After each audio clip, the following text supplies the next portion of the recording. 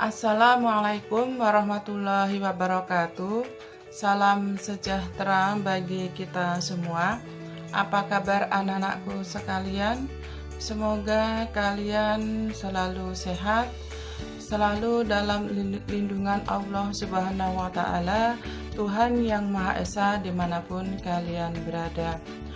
Bertemu kembali dengan Ibu.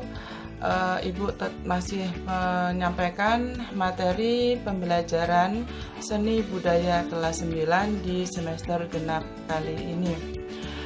Pada pertemuan video pembelajaran kita di semester ini akan kita awali dengan pelajaran seni rupa bab 9 tentang seni grafis. Tujuan pembelajaran yang akan kita sampaikan adalah mengenai mendefinisikan pengertian seni grafis, kemudian mengidentifikasi berbagai jenis karya seni grafis, mengidentifikasikan beragam alat dan bahan berkarya seni grafis, dan mengklasifikasikan beragam karya seni grafis. Baik, sebelum kita menjelaskan apa itu seni grafis secara detail, maka akan muncul pertanyaan, apa itu grafis? Ya. Dalam bahasa Yunani, grafis disebut dengan graphein, yang artinya menulis atau menggambar. Nah, sementara dalam bahasa Inggris, istilah grafis disebut dengan graph atau grafik, yang berarti dapat membuat tulisan, lukisan dengan cara ditoreh atau digores. Jadi dari dua pernyataan yang berbeda di atas bisa ditarik kesimpulan bahwa seni grafis adalah seni rupa dua dimensi yang diciptakan melalui teknik cetak.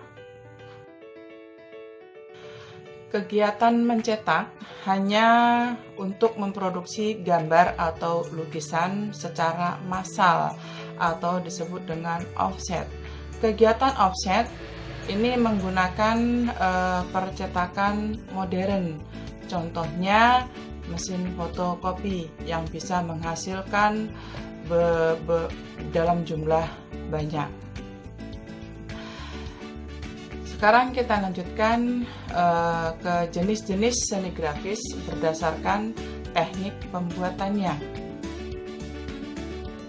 Yang pertama adalah cetak tinggi atau cetak relief atau teknik cukil.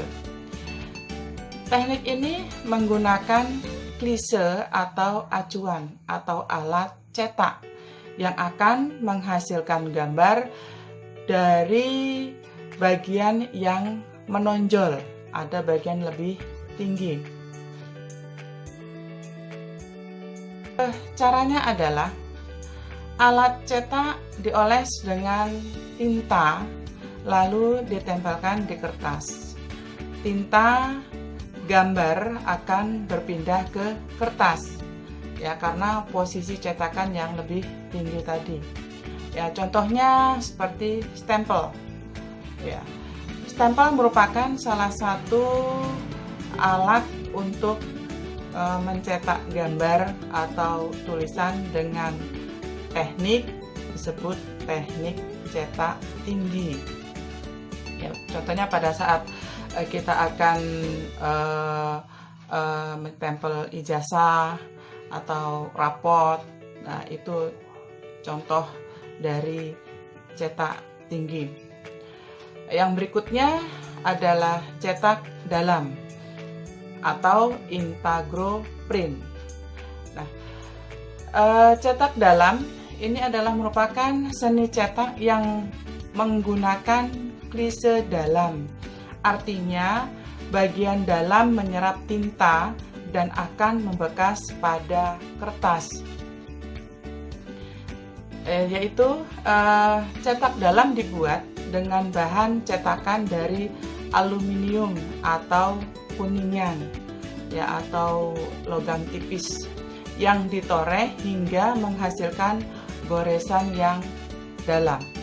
Dengan cara tinta dituangkan lalu diratakan atau dirolkan pada bagian yang dalam tersebut.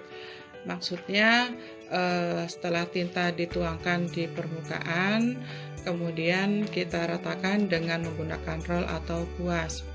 Kertas yang sudah dilembabkan dengan air kita letakkan di atas cetakan tadi, kemudian tinta akan melekat pada kertas yang kita tempelkan pada cetakan tadi, sehingga akan menghasilkan gambar atau tulisan yang kita harapkan.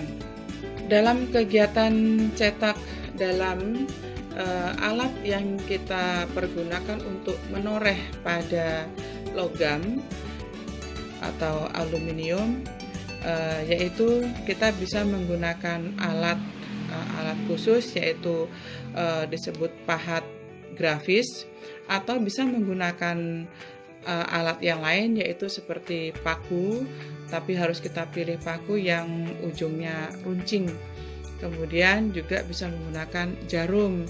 Nah, jarum di sini adalah kita pilih jarum yang besar yang biasa dipergunakan untuk menjahit karung, ya, karung atau tilam. Berikutnya, yang ketiga adalah cetak datar atau planografi print. Teknik cetak ini menggunakan klise datar dengan prinsip saling menolak dan menerima antara tinta dan air.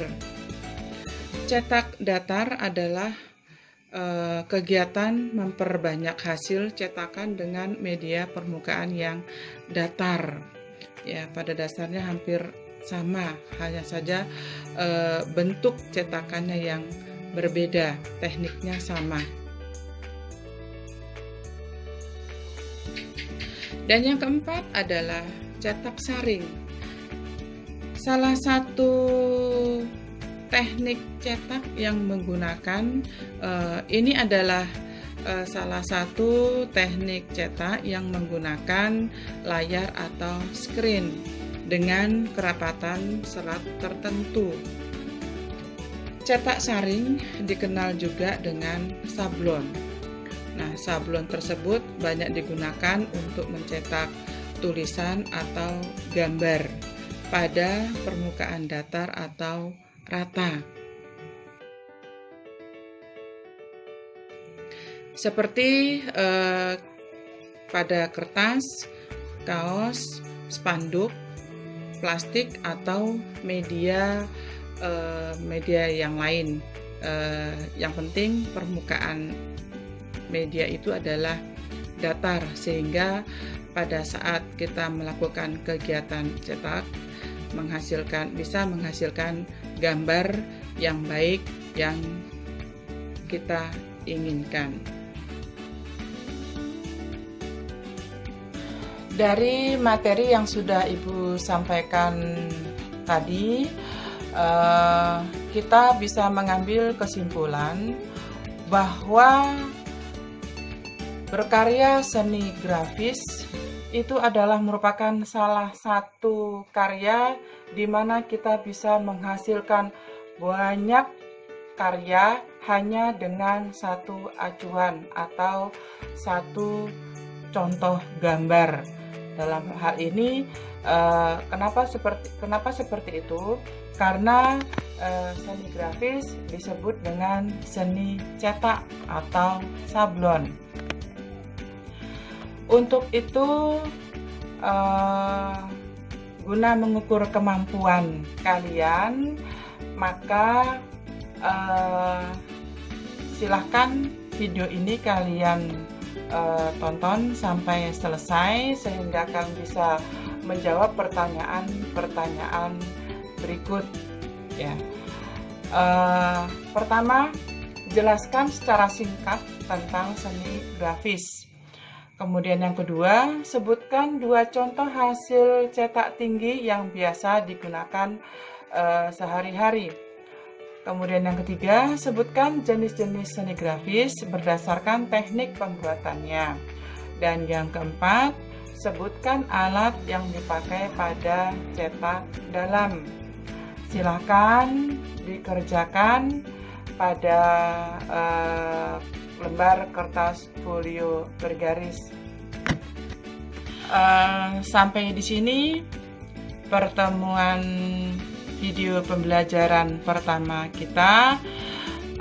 Akan kita lanjutkan pada video pembelajaran berikutnya.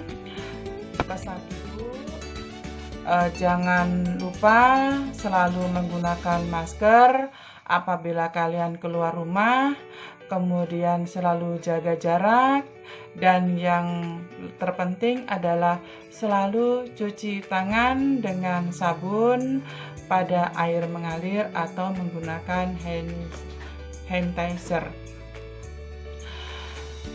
Semoga kita selalu dihindarkan dari wabah virus corona ini. Semoga kita senantiasa sehat.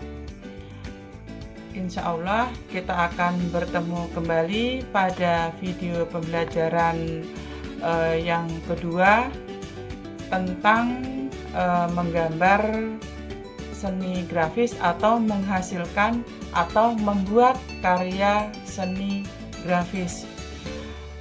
Saya rasa cukup sekian. Terima kasih. Assalamualaikum warahmatullahi wabarakatuh.